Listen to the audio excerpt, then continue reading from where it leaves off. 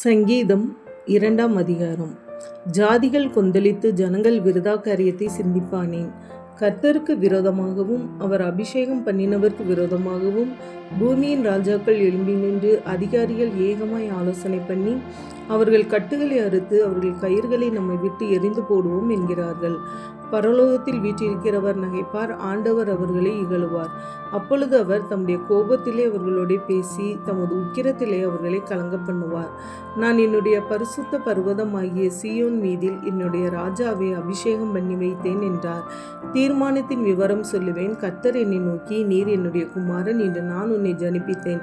என்னை கேளும். அப்பொழுது ஜாதிகளை உமக்கு சுதந்திரமாகவும் பூமியின் எல்லைகளை உமக்கு சொந்தமாகவும் கொடுப்பேன். இருப்பு கோலால் அவர்களை நொறுக்கி குயக்கலத்தைப் போல் அவர்களை உடைத்து போடுவீர் என்று சொன்னார். இப்போதும் ராஜாக்களை உணர்வடையுங்கள், பூமியின் நியாயாதிபதிகளை எச்சரிக்கையாயிருங்கள். பயத்துடனே கர்த்தரை சேவியுங்கள், நடுக்கத்துடனே களிகூருங்கள். குமாரன் கோபங்கொள்ளாமலும் நீங்கள் வழியிலே அழியாமலும் இருக்கும்படிக்கு அவரை முத்தஞ்செய்யுங்கள். கொஞ்ச காலத்திலே அவருடைய கோபம் பற்றி எரியும். அவரை அண்டிக் கொள்கிற யாவரும் பாக்கியவான்கள்.